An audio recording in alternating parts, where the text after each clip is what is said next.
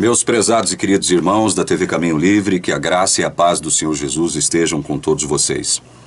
Estamos abrindo um vídeo onde nós começaremos a tratar das nossas objeções ao livro do Sr. Ezequiel Gomes, intitulado João 6, o maior discurso calvinista de Cristo. O meu trabalho tem o título, eu o intitulei de João 6, a pá de cal na cova arminiana. Antes, uma observaçãozinha bem rápida aqui. Eu já disse várias vezes em vídeos anteriores que eu não voltaria a citar o nome do Ezequiel. Isso é uma contradição minha, né? Eu cometi vários equívocos ao longo da minha caminhada aqui na TV Caminho Livre. Alguns eu tive a oportunidade de corrigi-los, outros não, né? Já fiz algumas observações errôneas e por isso eu eliminei aqui do canal alguns vídeos que eu já tinha gravado, onde eu cometi alguns erros, fiz algumas afirmações que não foram corretas, procurei me corrigir. Eu não tenho nenhum problema, nenhum compromisso com o erro e com a mentira, por isso eu não poso aqui de gostosão, de sabe tudo, né? Ninguém sabe tudo, né? Eu não viria aqui com essa pretensão de dizer para vocês que eu sei tudo, né? Agora tem um detalhe, tem dois assuntos, né? Nos quais eu estou debruçado há mais de 20 anos. Dois assuntos. Juízo investigativo da Igreja Adventista do Sétimo Dia e doutrina da salvação. Nesses dois assuntos, não é que eu sei tudo, porque não se sabe tudo também a respeito. Até que do juízo investigativo você ainda teria condições de saber tudo que propugna a Igreja Adventista acerca desse assunto. Mas com relação à doutrina da salvação, não, porque é algo que nasceu na mente infinita e eterna de Deus, né? Antes da fundação do mundo, embora os arminianos, embora o senhor Ezequiel Contraditório Gomes não aceite isso, né? Então eu não posso dizer que eu sei tudo em relação à doutrina da salvação, mas posso dizer com muita calma e tranquilidade que eu sei muito a respeito desse assunto. Tanto que estaria disposto, né, a discutir esse assunto com qualquer PhD, né, que também afirme entender do assunto, né? Então, longe de me colocar aqui como o sabichão, o sabe tudo, o sabe mais, não, eu não sei tudo, né?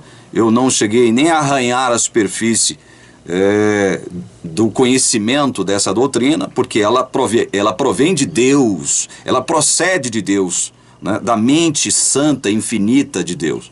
Então quem sou eu para afirmar tal coisa, né? No entanto, eu estou estudando há mais de 20 anos essa doutrina de modo sistematizado, tá?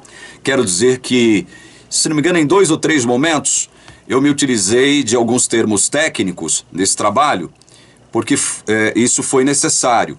Então eu me utilizei aqui do Dicionário Teológico do Novo Testamento, da editora Cultura Cristã, para explicar alguns textos, né?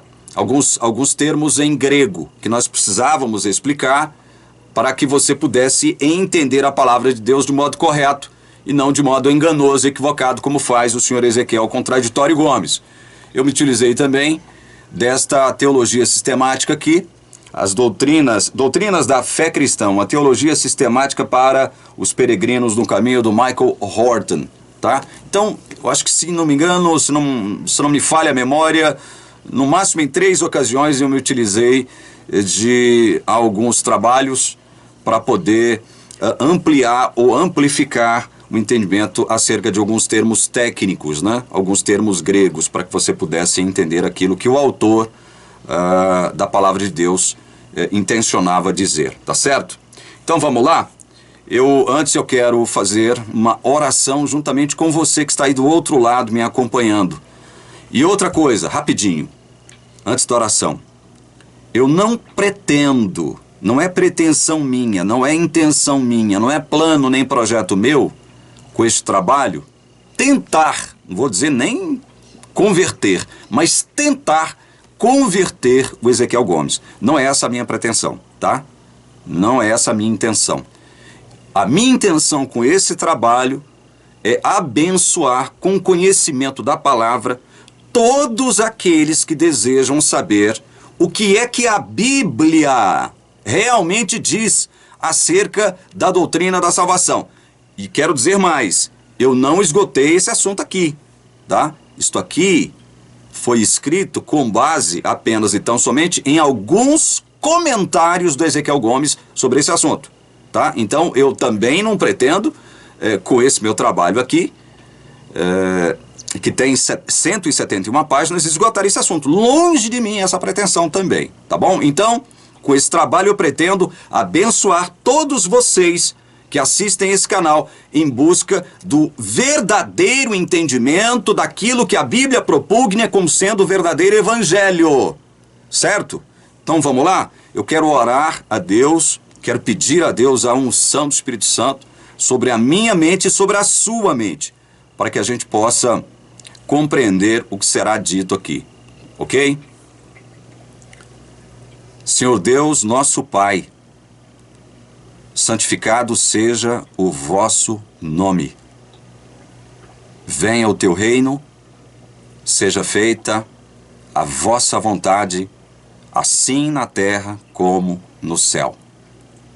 O pão nosso de cada dia dá-nos hoje. Perdoa as nossas dívidas, assim como nós temos perdoado aos nossos devedores. Não nos deixes cair em tentação, mas livra-nos do mal, porque teu é o reino, o poder e a glória para sempre. Senhor, nós te pedimos humildemente agora que o Senhor possa ungir a nossa mente, o nosso entendimento, para que possamos entender, assimilar, compreender e, acima de tudo, receber em nosso coração a Tua palavra bendita. É o que nós rogamos em nome do nosso Senhor e Salvador Jesus, o nosso Cristo. Amém. Muito bem, queridos. Eu quero ler aqui todo o capítulo 6 de João. Deixa eu marcar o meu cronômetro aqui, porque eu não quero exagerar no tempo, tá? Se você não puder assistir esse vídeo todo, demarque aí o lugar onde você parou, para que depois você não perca nenhum argumento elaborado por nós aqui, ok? Eu não sei quantos vídeos eu vou gastar, né? Nos quais eu vou trabalhar para poder expor todo o meu trabalho aqui. Mas vamos lá? Pega a sua Bíblia. Isso é importante, tá? Isso é importante. Você que vai assistir esses vídeos, né, onde eu procuraria objetar o Ezequiel, é importante que você esteja com a Bíblia em mãos e que vá anotando os versículos citados, para que depois você mesmo tenha aí um conjunto de textos que possa te auxiliar na ampliação do seu entendimento, da sua compreensão acerca do Evangelho, tá bom? Vamos ao capítulo 6 de João. Então eu peço a você muita atenção, acompanhe comigo se você tiver a sua Bíblia aí. João 6, nós vamos ler todo o capítulo aqui, ok? Depois dessas coisas, Jesus atravessou o mar da Galileia, que é o de Tiberíades. Uma grande multidão o seguia, porque tinham visto os sinais que ele fazia na cura dos enfermos. Então, Jesus subiu ao monte e sentou-se ali com seus discípulos. Ora, a Páscoa, a festa dos judeus, estava próxima. Então Jesus, erguendo os olhos e vendo que uma grande multidão se aproximava, disse a Filipe: Onde compraremos pão para lhes dar de comer?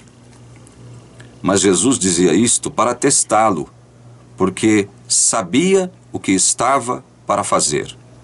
Filipe respondeu: Nem mesmo 200 denários de pão seriam suficientes para que cada um recebesse um pedaço. Um dos discípulos, chamado André, Simão, irmão de Simão Pedro, disse a Jesus: Aqui está um menino que tem 5 pães de cevada e 2 peixinhos. Mas o que é isto para tanta gente? Jesus disse: Façam com que todos se assentem no chão. Havia muita relva naquele lugar. Assim os homens se assentaram e eram quase 5.000. Então Jesus pegou os pães e, tendo dado graças, distribuiu-os entre eles, e também igualmente os peixes. tanto quanto queriam.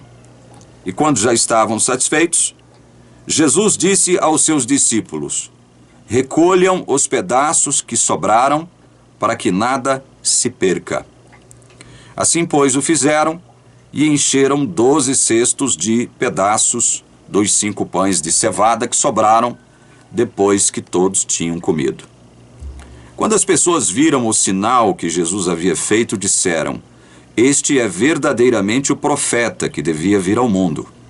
Jesus ficou sabendo que estavam para vir com a intenção de fazê-lo rei à força. Então ele se retirou outra vez, sozinho, para o monte. Ao final do dia, os discípulos de Jesus desceram para o mar. E entrando num barco, passaram para o outro lado, rumo a Cafarnaum.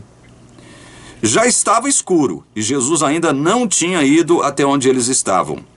E o mar começava a ficar agitado, porque soprava um vento forte. Os discípulos já tinham navegado uns 5 ou 6 quilômetros, quando viram Jesus andando sobre o mar, aproximando-se do barco, e ficaram com medo. Mas Jesus lhes disse: sou eu, não tenho medo. Então eles o receberam com alegria e logo o barco chegou ao seu destino. No dia seguinte, a multidão que tinha ficado do outro lado do mar notou que ali havia apenas um pequeno barco e que Jesus não tinha entrado nele com seus discípulos, tendo estes partido sozinhos. Entretanto, outros barquinhos chegaram de Tiberíades, perto do lugar onde comeram o pão depois que o Senhor deu graças. Quando aquela multidão viu que Jesus não estava ali, nem os seus discípulos, entraram nos barcos e partiram para Cafarnaum à procura de Jesus. E tendo-o encontrado no outro lado do mar, lhe perguntaram: mestre, quando o Senhor chegou aqui? Jesus respondeu: em verdade lhes digo que vocês estão me procurando não porque viram sinais, mas porque comeram os pães e ficaram satisfeitos. Trabalhem não pela comida que se estraga, mas pela que permanece para a vida eterna, a qual o Filho do Homem dará a vocês, porque Deus o Pai o confirmou com seu selo. Então lhe perguntaram: que faremos para realizar as obras de Deus? Jesus respondeu: a obra de Deus é esta, que vocês creiam naquele que ele enviou. Então eles disseram: que sinal o Senhor fará para que vejamos e creamos no Senhor? O que o Senhor pode fazer? Nossos pais comeram maná no deserto, como está escrito: deu-lhes a comer pão do céu. Jesus lhes disse: em verdade lhes digo que não foi Moisés quem deu o pão do céu para vocês. Quem lhes dá o verdadeiro pão do céu é meu Pai. Porque o pão de Deus é o que desce do céu e dá vida ao mundo. Então lhe disseram: Senhor, dê-nos sempre desse pão. Jesus respondeu: eu sou o pão da vida. Quem vem a mim jamais terá fome, e quem crê em mim jamais terá sede. Porém, eu já disse que vocês não creem, embora estejam me vendo. Todo aquele que o Pai me dá, esse virá a mim. E o que vem a mim, de modo nenhum o lançarei fora. Porque eu desci do céu, não para fazer a minha própria vontade, mas a vontade daquele que me enviou. E a vontade de quem me enviou é esta: que eu não perca nenhum de todos os que ele me deu. Pelo contrário, eu o ressuscitarei no último dia. De fato, a vontade de meu Pai é que todo aquele que vir o Filho e nele crer tenha a vida eterna, e eu o ressuscitarei no último dia. Então os judeus começaram a murmurar contra ele, porque tinha dito: eu sou o pão que desceu do céu. E diziam: este não é Jesus, o filho de José? Por acaso não conhecemos o pai e a mãe dele? Como é que ele agora diz: desci do céu? Jesus respondeu: Não fiquem murmurando entre vocês. Ninguém pode vir a mim se o Pai que me enviou não o trouxer. E eu o ressuscitarei no último dia. Está escrito nos profetas: E todos serão ensinados por Deus. Portanto, todo aquele que ouviu e aprendeu do Pai, esse vem a mim. Não que alguém tenha visto o Pai, a não ser aquele que vem de Deus. Este já viu o Pai. Em verdade lhes digo, quem crê em mim tem a vida eterna. Eu sou o pão da vida. Os pais de vocês comeram maná no deserto e morreram. Este é o pão que desceu do céu, para que todo o que dele comer não pereça. Eu sou o pão vivo que desceu do céu. Se alguém comer deste pão, viverá eternamente. E o pão que eu darei pela vida do mundo é a minha carne. Então os judeus começaram a discutir entre si, dizendo: Como é que este pode nos dar a sua própria carne para comer? Jesus respondeu: Em verdade lhes digo, que se vocês não comerem a carne do Filho do Homem e não beberem o seu sangue, não terão vida em vocês mesmos. Quem come a minha carne e bebe o meu sangue, tem a vida eterna, e eu o ressuscitarei no último dia. Pois a minha carne é verdadeira comida, e o meu sangue é verdadeira bebida. Quem come a minha carne e bebe o meu sangue, permanece em mim, e eu permaneço nele. Assim como o Pai que vive me enviou, e igualmente eu vivo por causa do Pai, também quem de mim se alimenta, viverá por mim. Este é o pão que desceu do céu, em nada semelhante àquele que os pais de vocês comeram, e mesmo assim morreram. Quem comer este pão, viverá eternamente. Jesus disse essas coisas quando ensinava na sinagoga de Cafarnaum. Muitos dos seus discípulos, tendo ouvido tais palavras, disseram: Dura este discurso, quem pode suportá-lo? Mas Jesus, sabendo por si mesmo que os seus discípulos murmuravam a respeito do que ele havia falado, disse-lhes: Isto escandaliza vocês? Que acontecerá então se virem o Filho do Homem subir para o lugar onde primeiro estava? O Espírito é o que vivifica. A carne para nada aproveita. As palavras que eu lhes tenho falado são Espírito e são vida. Mas há descrentes entre vocês. Ora, Jesus sabia desde o princípio quais eram os que não criam e quem iria traí-lo. E prosseguiu: Por causa disto é que falei para vocês que ninguém poderá vir a mim se não lhe for concedido pelo Pai. Diante disso, muitos dos seus discípulos o abandonaram e já não andavam com ele. Então Jesus perguntou aos 12: Será que vocês também querem se retirar? Simão Pedro respondeu: Senhor, para quem iremos? O Senhor tem as palavras da vida eterna, e nós temos crido e conhecido que o Senhor é o Santo de Deus. Então Jesus lhes disse: Não é fato que eu escolhi vocês, os 12? Mas um de vocês é um diabo. Ele se referia a Judas, filho de Simão Iscariotes, porque este, sendo um dos 12, era quem o haveria de trair. Este é o texto de João 6. Uma coisa que vocês devem perceber de antemão é o seguinte. Eu vou comentar isso aqui no meu trabalho. Nós percebemos aqui que Jesus, a partir ali do verso 26, isso já num sábado e dentro da sinagoga, tem que ser dito, isso é um detalhe importante também, ele está diante de dois grupos bem distintos e um indivíduo a quem ele identificou como o diabo. E nós sabemos que o próprio texto que eu acabei de ler agora diz claramente que esse a quem ele identificou como diabo, um diabo, era o próprio Judas, né? Então nós temos dois grupos ali. Um grupo de discípulos fiéis, leais a Jesus, que já o acompanhava desde o início, né? Os seus discípulos leais e fiéis, os verdadeiros crentes. E um outro grupo esse é o grupo maior, constituído por incrédulos. Gente que, embora o acompanhasse, né, e que nesse caso específico o procurasse, era gente incrédula, gente que não estava ali procurando por um salvador das suas almas.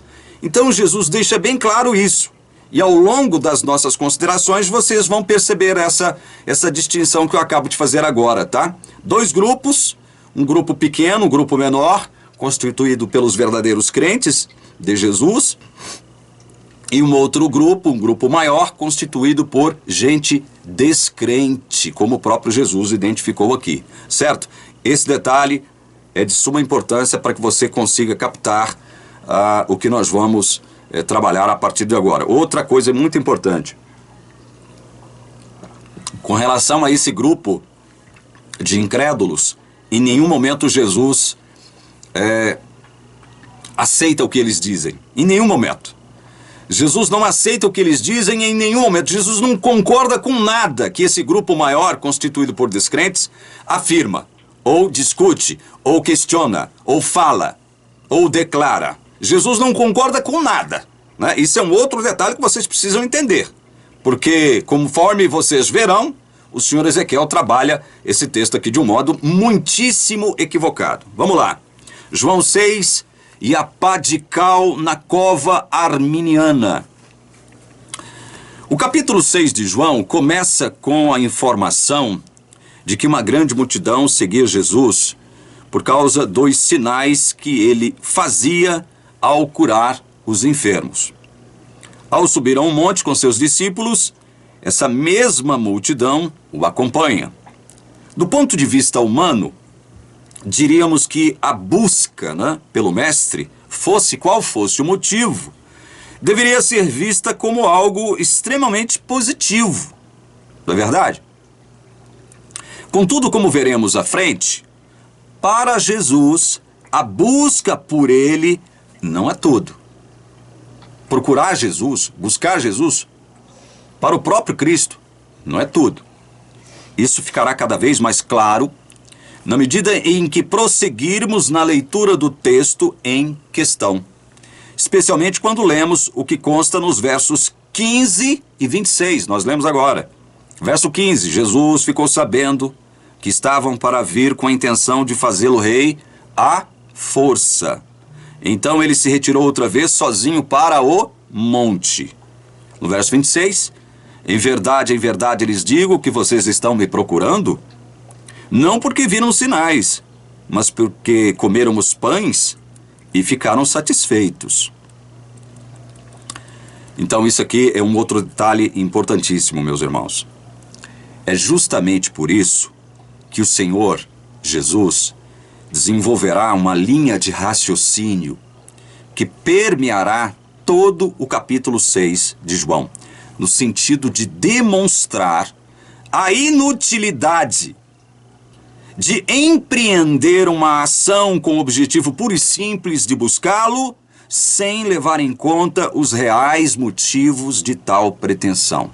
Certo? Estão entendendo? Por que eu procurei Jesus? Ou por que aquela multidão procurou Jesus? Estão entendendo? Nós precisamos localizar, nós precisamos identificar os motivos que levaram aquela multidão a procurar Jesus. E Jesus dá duas pistas aqui. Uma no verso 15, onde o texto diz claramente que eles queriam fazer de Jesus rei, para se livrarem da opressão romana, não é? E outro verso 26, onde Jesus deixa claro também o seguinte: olha, vocês estão me procurando, não porque vocês viram sinais maravilhosos, milagres maravilhosos, não. Vocês estão me procurando porque vocês comeram os pães e os peixes, ficaram satisfeitos, né? Vocês encheram a barriga de vocês estão me procurando por isso. Jesus deixa claro esses dois objetivos aqui, esses dois motivos, né, que levaram essa multidão a procurar Jesus.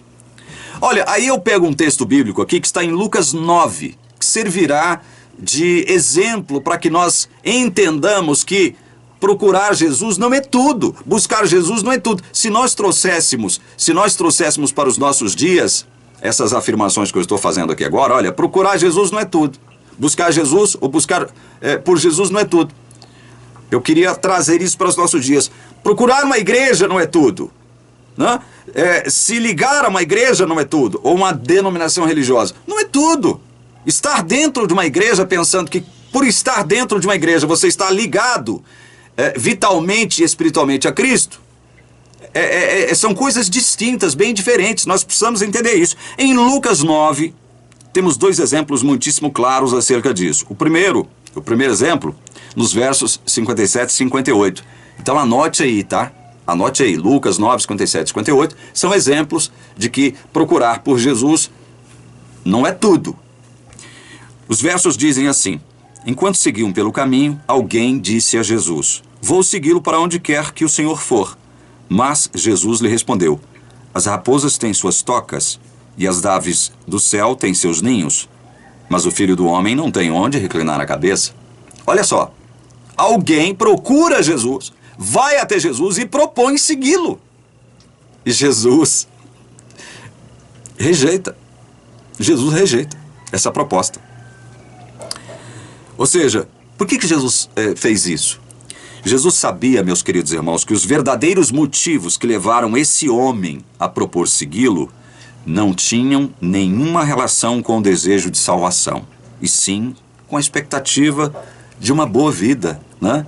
Esse aí deve ter pensado o seguinte: olha, esse homem é mestre, esse homem é um fazedor de milagres, né? Ele multiplica pães e peixes, ele cura doentes, né? Eu vou me colar nele aqui porque eu vou me dar bem, a minha vida vai ser boa perto dele, né? O segundo exemplo, meus queridos, está nos versos, Lucas 9, nos versos 61 e 62. Outro lhe disse: Senhor, quero segui-lo, mas permita que antes disso eu me despeça das pessoas da minha casa. Mas Jesus lhe respondeu: ninguém que põe a mão no arado e olha para trás é apto para o reino de Deus. Esse outro cidadão propôs algo semelhante ao que o outro propôs a Jesus, né? Mas a resposta que o mestre lhe dá revelará as razões pelas quais ele fez sua proposta ao Senhor. Desejava segui-lo, mas não estaria disposto a cortar seus liames no âmbito de suas relações pessoais, o que faria Jesus ocupar um lugar secundário em sua vida. Em nossa análise de João 6, veremos que buscar, procurar e ir a Jesus é importante, sim. Mas tão importante quanto isso deve ser o motivo que leva alguém a agir ou se esforçar no sentido de procurá-lo, encontrá-lo.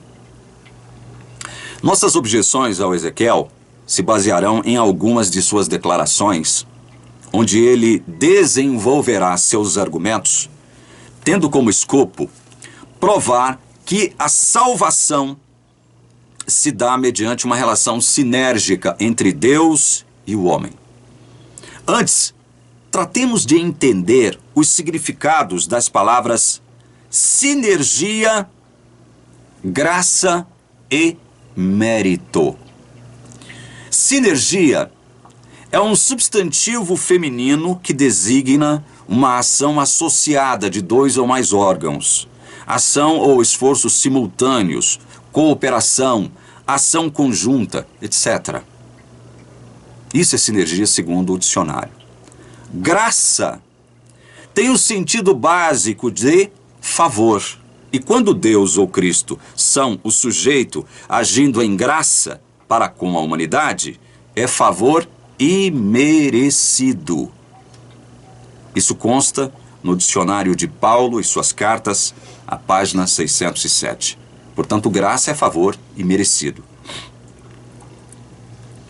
Mérito, segundo o dicionário, é substantivo masculino que designa merecimento, aquilo que torna alguém ou algo digno ou passível de receber prêmio ou castigo. Isso é mérito. Eu faço uma pergunta: por que, afinal de contas, é importante termos em mente as acepções desses conceitos? Sinergia, graça e mérito. Por isso que eu faço essa pergunta, né? Eu quero saber qual é a importância de nós entendermos, assimilarmos e compreendermos os significados desses conceitos. É simples. É porque serão os conceitos relacionados aos temas sobre os quais nos debruçaremos a partir de agora, a fim de que possamos fundamentar nossos argumentos em oposição ao livro do Ezequiel. Vamos ao que ele, Ezequiel Gomes, diz. Abre aspas para ele. João 6,27 relata um bloco de ideias cronologicamente conectadas. Trabalhai não pela comida que perece, mas pela que subsiste para a vida eterna, a qual o Filho do Homem vos dará. Nesse texto, primeiro o homem trabalha, depois ele recebe a comida que permanece para a vida eterna. E ele continua. Essa dinâmica textual implica que o homem primeiro faz sua parte e depois, em resultado disso, Deus lhe concede salvação pela qual trabalhou e a qual mereceu? Não.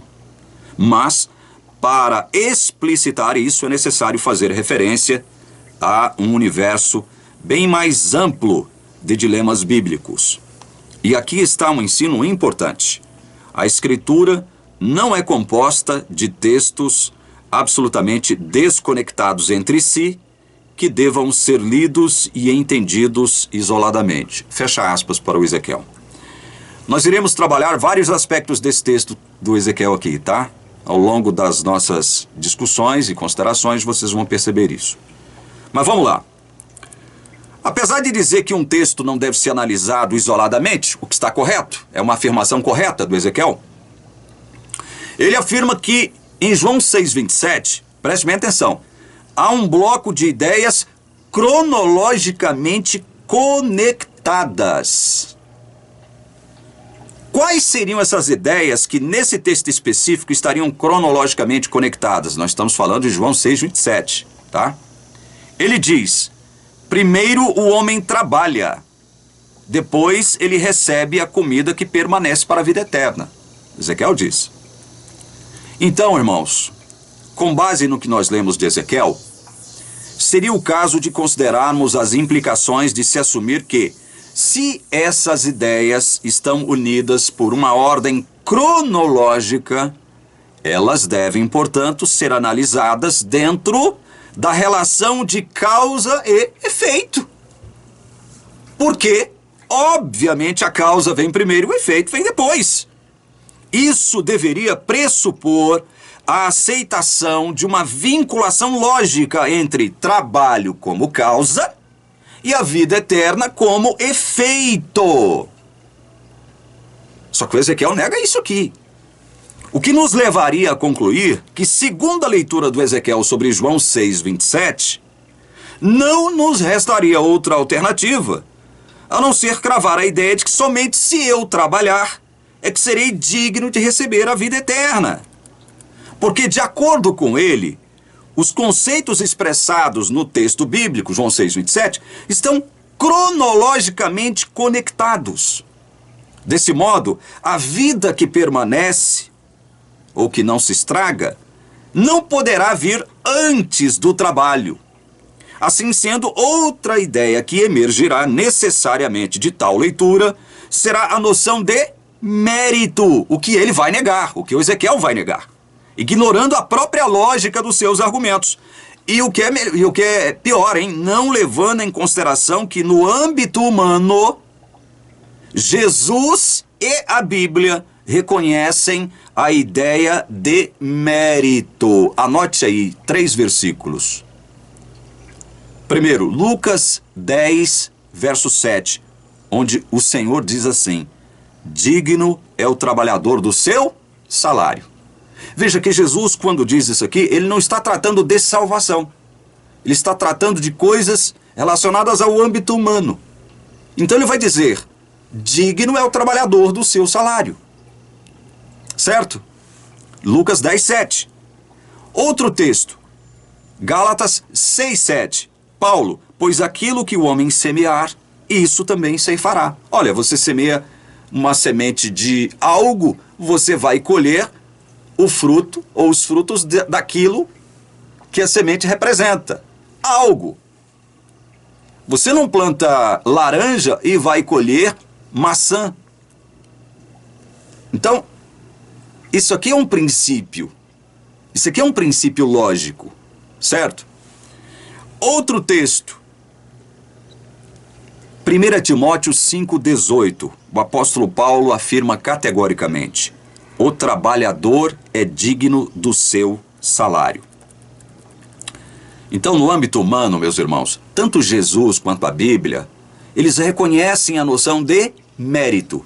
Aí o Ezequiel, em João 6,27, ele afirma que as ideias aqui, no texto, elas estão conectadas em uma ordem cronológica. Algo tem que vir antes e algo tem que vir depois. Primeiro o homem trabalha, depois ele recebe a vida que permanece para a vida eterna, né? A comida que permanece para a vida eterna. Então, se ele não trabalhar, primeiro, ordem cronológica, ele não receberá a comida que permanece para a vida eterna. É por isso que o Ezequiel diz que aqui em João 6,27, esses conceitos estão conectados em ordem cronológica. Só que se nós entendermos assim, nós temos que reconhecer o seguinte, olha, então quer dizer que antes de receber a comida que permanece para a vida eterna, eu tenho que trabalhar por ela. Se eu não trabalhar por ela, eu não merecerei receber. O sentido nos leva a isso, meus queridos irmãos. Não é forçar a barra do argumento do Ezequiel. Nós estamos comentando o que ele disse e analisando as implicações do que ele disse. Bom, o grande problema é que no parágrafo seguinte o próprio Ezequiel quebra o encadeamento das ideias que para si estão em ordem cronológica, ao concluir anacronicamente que Deus nos concederia a vida eterna, mas não reconheceria nosso mérito pelo fato de termos trabalhado por ela em associação com Ele. Ele reconhece isso. Proposição essa que põe em xeque a justiça de Deus, meus queridos. Quanto ao Ezequiel, eu afirmo, a sua incapacidade de captar as implicações daquilo que afirma ficará cada vez mais clara e patente na medida em que avançarmos na análise dos seus postulados. Outro fato digno de nota é que para o Ezequiel, tudo o que é tratado na Bíblia deve ser avaliado e entendido sob a ótica da redenção humana. Ele jamais fará uma distinção entre os assuntos de natureza salvífica e os assuntos pertencentes aos domínios da providência divina. No trecho que eu li do livro do Ezequiel, ele não faz essa distinção. Assuntos ligados, pertencentes aos domínios da redenção ou da salvação, e os assuntos ligados, pertencentes aos domínios da providência divina. Isso é algo que a teologia adventista como um todo não dá muita atenção. Ela não dá muita atenção a isso. E o Ezequiel, como um bom adventista que é também, não faz questão de fazer essa distinção. É por isso, e por isso mesmo, que ele vai afirmar, abre aspas para ele, Ezequiel Gomes, a iniciativa da graça precisa ser preservada por ser bíblica, Efésios 2, 8 a 10. E a responsabilidade humana precisa ser preservada também por ser bíblica, João 6, 27. Note que para ele, João 6, 27 é questão de responsabilidade humana. Aí ele continua. A iniciativa / primazia da graça não pode ser entendida de tal forma a tornar nula a responsabilidade humana. Tampouco o trabalho que o homem deve fazer com vistas à salvação deve ser entendido como realmente antagônico e contraditório à natureza da graça. Fecha aspas. Como vimos, ele também incorre em um erro grotesco e infantil ao não distinguir, vejam só, graça comum ou geral da graça especial, que é a graça que efetivamente salva. A Bíblia ela pressupõe em vários trechos e textos essa distinção. Há uma graça comum, uma graça geral, e há uma graça especial que salva. O Ezequiel não faz essa distinção. Ele passa por alto essa distinção. Gente, o favor imerecido de Deus que me salva só se efetivará em minha vida, segundo Ezequiel Gomes, quando eu trabalhar com vistas à minha própria salvação. Favor imerecido com trabalho. Se eu não trabalhar pela minha salvação, não poderei recebê-la, ainda que ela me seja concedida como favor imerecido da parte de Deus. É isso que nós deduzimos das afirmações do Ezequiel. E isso é ridículo. A natureza da graça de Deus, meus irmãos, que salva, é favor imerecido. Se é favor imerecido, é porque não há nada que eu deva fazer para merecê-lo.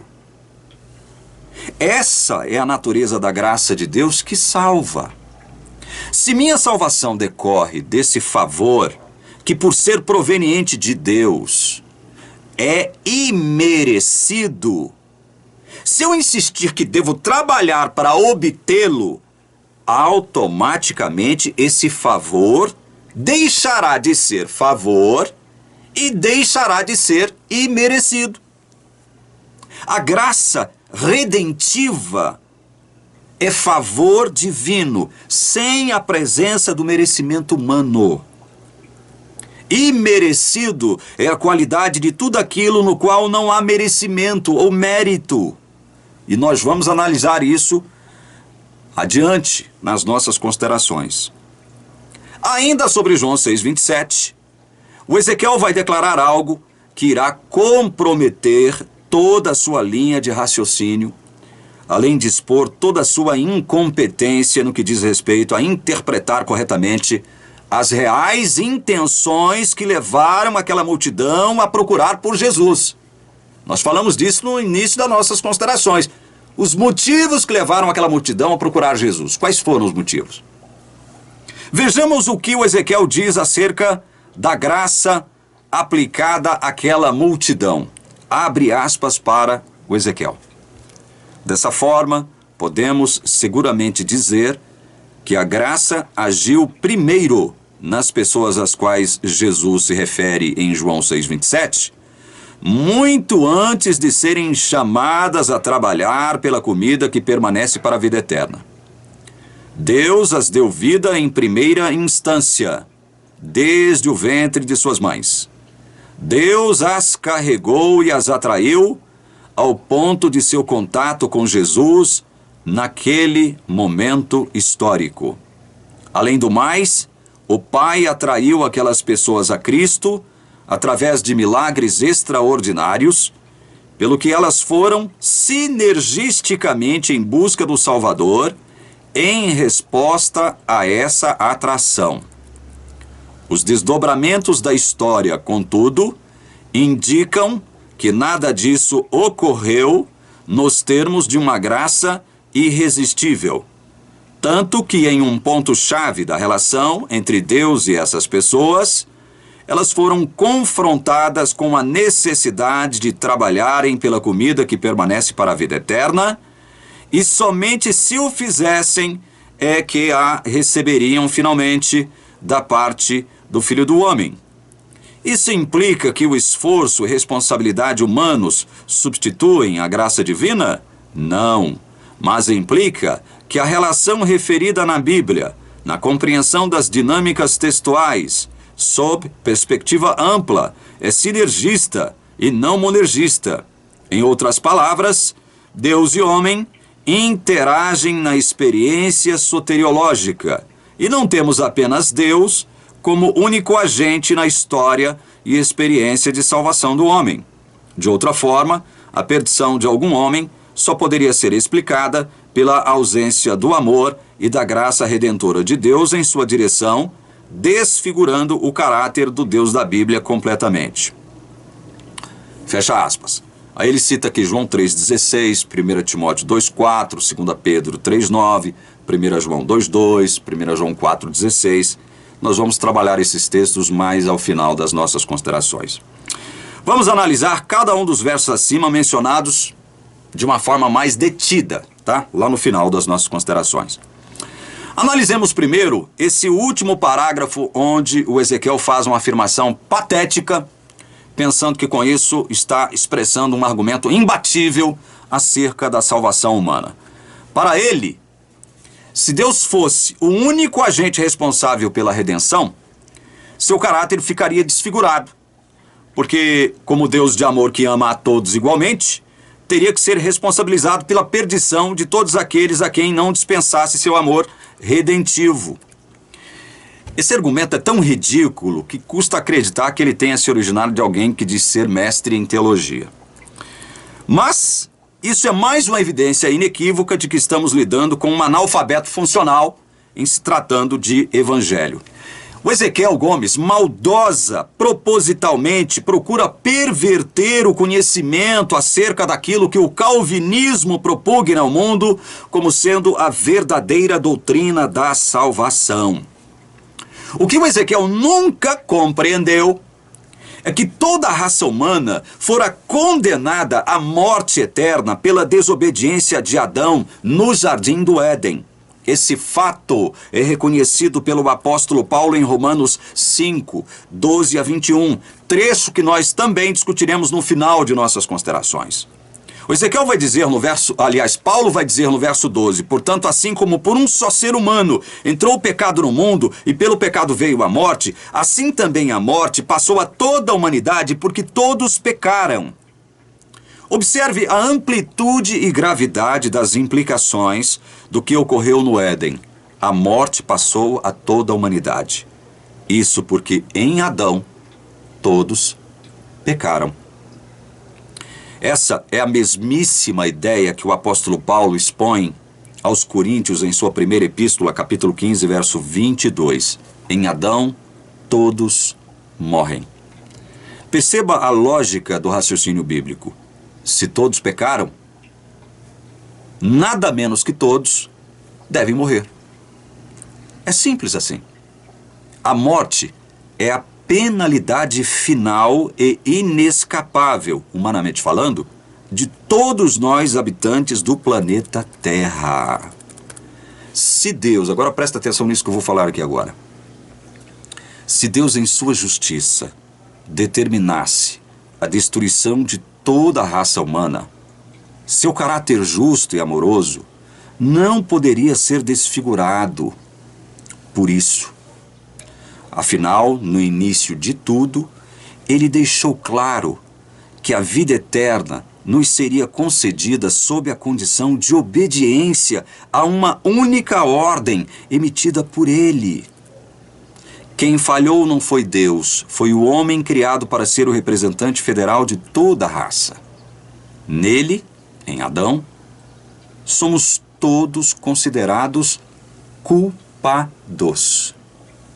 Uma raça culpada só poderia gerar homens culpados. Paulo admite isso também em Romanos 3,19. Anote aí. Ora, sabemos que tudo o que a lei diz é dito aos que vivem sob a lei, para que toda a boca se cale. A do Ezequiel, inclusive. E todo mundo seja culpável diante de Deus. Será preciso desenhar para o Ezequiel entender o que a Bíblia diz muito claramente? Será preciso a gente desenhar aqui? Não há inocentes habitando o nosso mundo. Absolutamente ninguém chega ao mundo em condição de pureza moral. Nenhum ser humano nasce nessa esfera de pecado em condição de neutralidade. É o mesmo Paulo que, reverberando o sábio rei Salomão, vai dizer em Romanos 3,10, não há justo, nenhum sequer. A Bíblia não erra em deixar absolutamente patente a todo entendimento que todo aquele que se perder não poderá atribuir sua perdição a Deus. Deus deveria destruir todo o ser humano na face da terra, gente. E se o fizesse, ninguém teria o direito de dizer que ele estaria sendo injusto e mau. Seu santo caráter não seria desfigurado se ele se decidisse por isso. Afinal, havia deixado claro que todos morreriam se o desobedecessem. Logo, absolutamente ninguém tem o direito de exigir salvação ou qualquer coisa de Deus. É exatamente por essa razão que tudo o que Deus fizer no sentido de salvar o homem deve partir de sua própria determinação e graça. Coisa que não só o Ezequiel Gomes não aceita, não admite, bem como todos os arminianos e pelagianos também. Nenhum ser humano entendeu isso tão bem, gente, quanto o apóstolo Paulo. Ele vai dizer a Timóteo em sua segunda epístola, capítulo 1, versos de 8 a 10. Anote aí, 2 Timóteo 1, 8 a 10. Portanto, não se envergonhem do testemunho de nosso Senhor, nem do seu prisioneiro que sou eu. Pelo contrário, participe comigo dos sofrimentos a favor do Evangelho, segundo o poder de Deus, que nos salvou e nos chamou com santa vocação, não segundo as nossas obras, mas conforme a sua própria determinação e graça, que nos foi dada em Cristo Jesus, antes dos tempos eternos e manifestada agora pelo aparecimento de nosso Salvador Cristo Jesus. Esse texto é maravilhoso, né? Não será por nossas obras, ainda que sejam operadas em parceria com Deus, que seremos salvos. Mas, diz a Bíblia, unicamente por sua determinação e graça. Onde reside a dificuldade de entender o que a palavra de Deus expõe de modo tão inquestionável? Onde é que está a dificuldade de entender isso? Diante de todos esses fatos, demonstrados aqui com fartas evidências textuais, podemos afirmar com toda a segurança que Deus não teria, preste bem atenção nisso aqui, irmãos, Deus não teria, assim como não tem e não terá jamais, nenhuma obrigação de salvar uma única pessoa sequer. Não há essa obrigação em Deus. Coisa que os arminianos e pelagianos não aceitam, não admitem isso.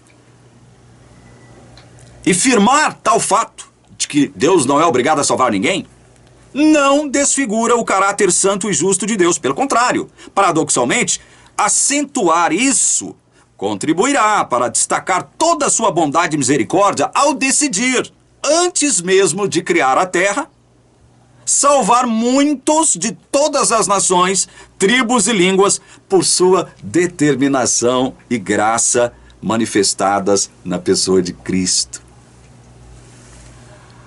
Antes de comentarmos o que o Ezequiel declara sobre a graça, convém esclarecermos algo acerca do qual ele não diz uma palavra. Se por ignorância não sei, se propositalmente também não sei. Conforme dito antes, graça é favor imerecido. Portanto, por uma questão de lógica conceitual, graça e mérito são conceitos mutuamente excludentes.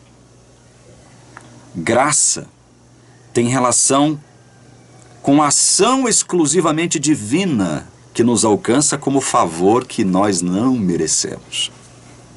Já o conceito de mérito humano está diretamente relacionado com a ação humana, por se originar na própria pessoa, cabendo a ela receber o equivalente à natureza de sua própria ação.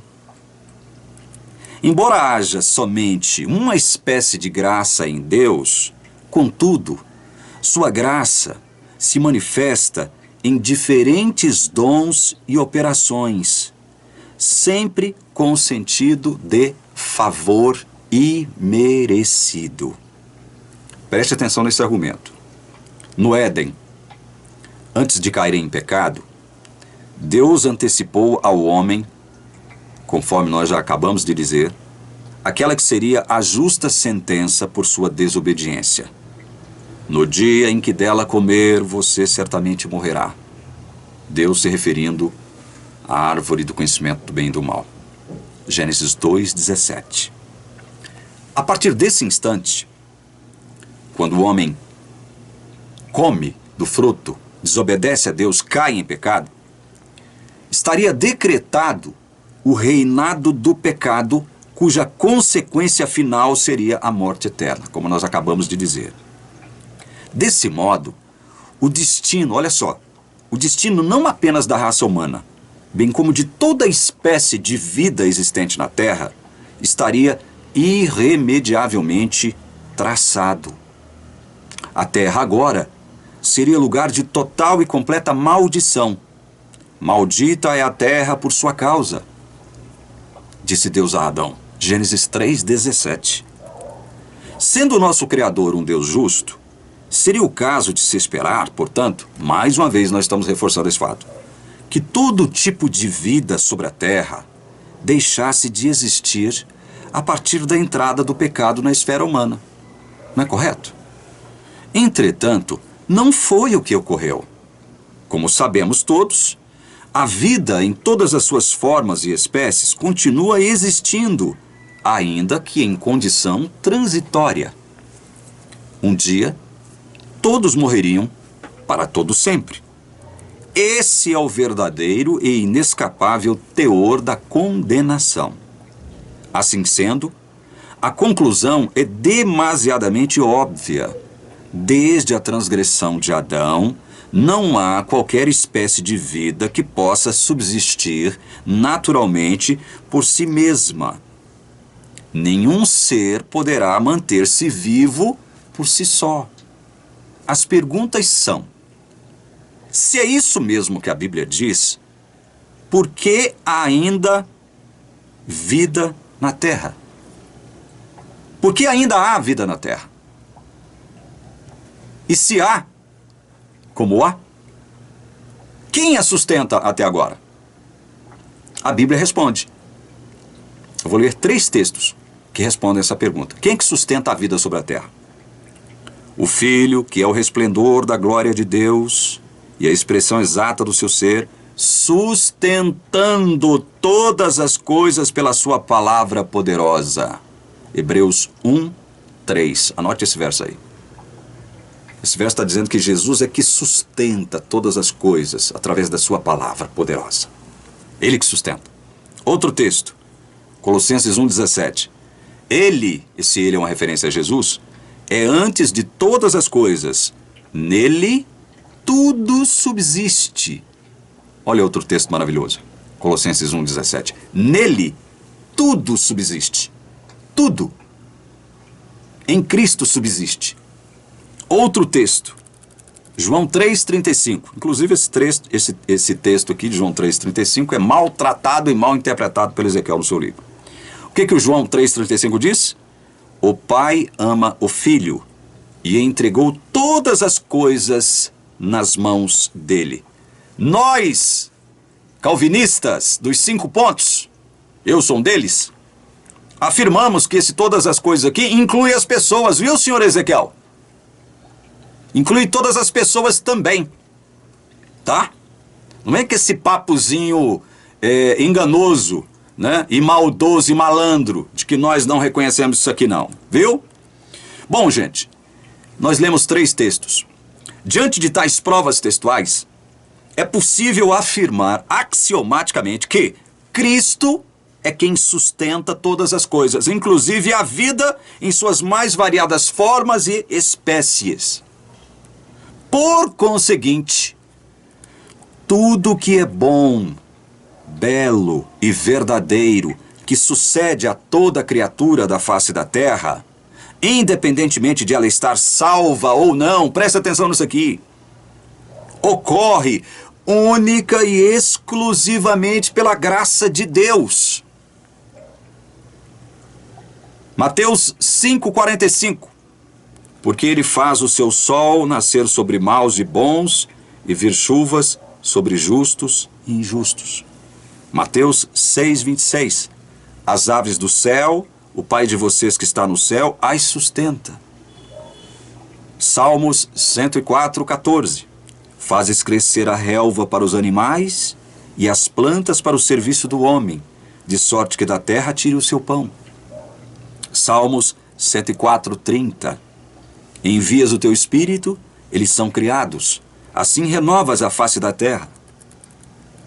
Tais textos, e tem outro aqui também que eu quero ler. Nos céus estabeleceu o Senhor o seu trono, e o seu reino domina sobre tudo. Salmos 103, 19. Tais textos, meus irmãos, além de muitos outros, consolidam o fato de que determinadas dádivas e funções da graça de Deus se revelam de modo geral ou comum a todas as criaturas. O mesmo, presta atenção nisso aqui, o mesmo não pode ser dito sobre a graça especial, experimentada somente por todos aqueles que passaram ou ainda passarão pela experiência do novo nascimento. Por exemplo, alimentar uma grande multidão, que em sua grande maioria era incrédula, foi um ato de graça comum, um ato de graça geral, por parte de Cristo. Portanto, afirmamos também que a graça de Deus se manifesta de dois modos: como graça geral ou comum, ou como graça especial, que efetivamente salva. Em seu livro, Ezequiel não faz essa distinção. Em razão disso, vai afirmar que, abre aspas para ele de novo, trabalhar com vistas à salvação não deve ser entendido como realmente antagônico e contraditório à natureza e manifestação da graça. Fecha aspas.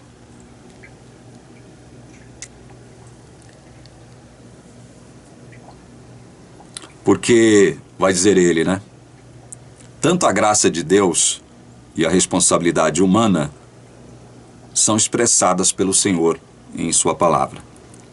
Detalhe, essa graça a qual o Ezequiel se refere é a graça especial, tá? Não é a graça comum, não.